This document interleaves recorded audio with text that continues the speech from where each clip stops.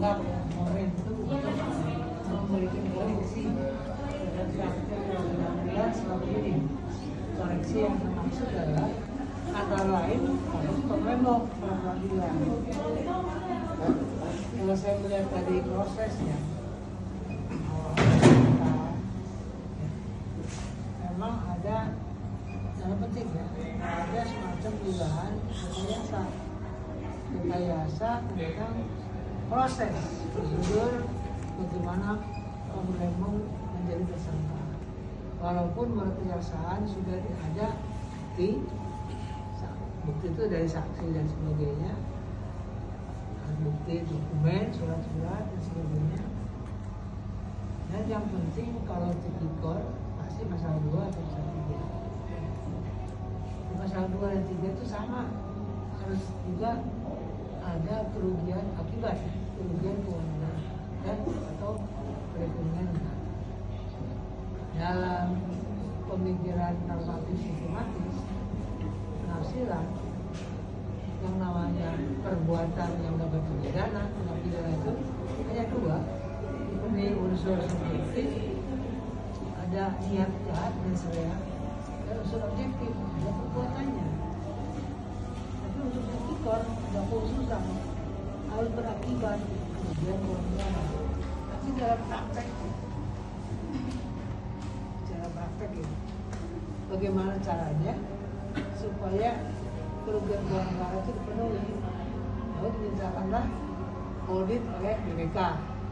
Karena bukan MK, bukan BPK, BPKP, lembaga audit. Kan sekarang di kejaksaan ada lembaga audit internal, di kejaksaan di KPK juga ada.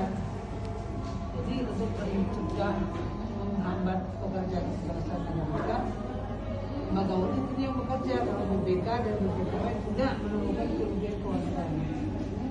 Jadi dengan kata lain, dicari jalan supaya ada. Yang penting ada tersangka, ada terdakwa, ada orang dituntut. Disitulah keberhasilan Kejaksaan Agung dan KPK. Makanya setiap tahun dilaporkan kan, jadi hasilnya sekian triliun. Negara KPK sama. Pertanyaan saya ya selama ini 25 tahun saya amati implementasi undang-undang, berapa yang diterima Kementerian Keuangan?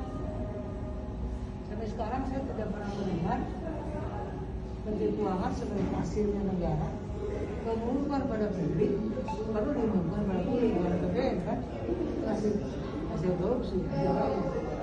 Kemudian kami sudah terima sekian dari kejaksaan, sekian dari KPK, belum terima. Lalu penggunaan hasil sitaan itu kemana?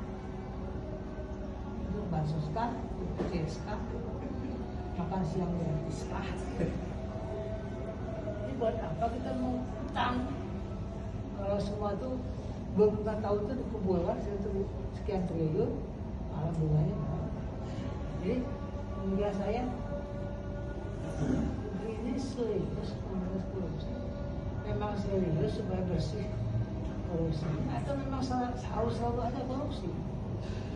Betulnya yang nggak ada diadakan, ya yang nggak ada diadakan, yang ada pun jadi nggak ada.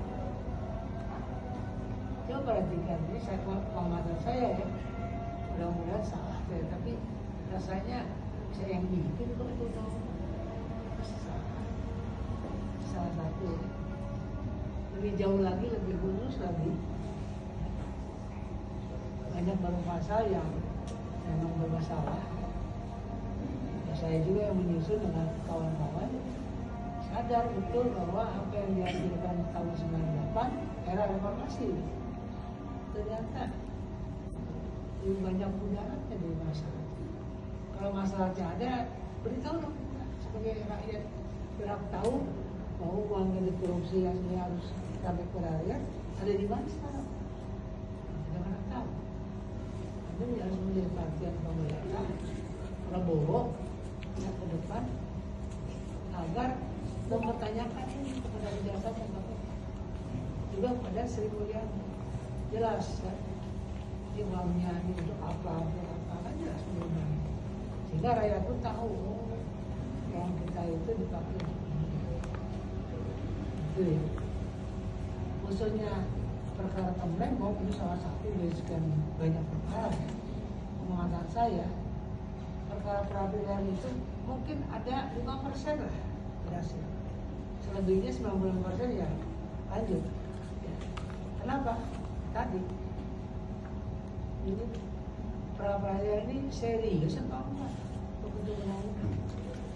Kemudian coba pahami, diperluas sama MK kewenangan pra-peradilan, tapi hakim yang bisa cukup satu aja.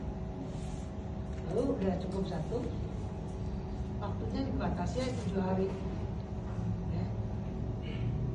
Tapi kalau 7 hari itu nggak penuh. Kalau udah masuk sidang perkara, peradilan gugur. Jadi pertanyaan saya, ini main-main. Sama sekali kayaknya bahwa nggak ada kehendak dari undang-undang untuk benar-benar melindungi. Bab 10A, HAM, apaan? Ya kan. Yang paling kerasa ya perkara pidana. Kalau perkara datang kan urusan keluarga, saya orang per orang. Yang pidana itu penting. Menyangkut hak warga negara melawan negara, makanya pra-peradilan diadakan untuk melindungi warga negara dari perlakuan negara yang dimaksud kejaksaan, ya kan? Jadi krusial.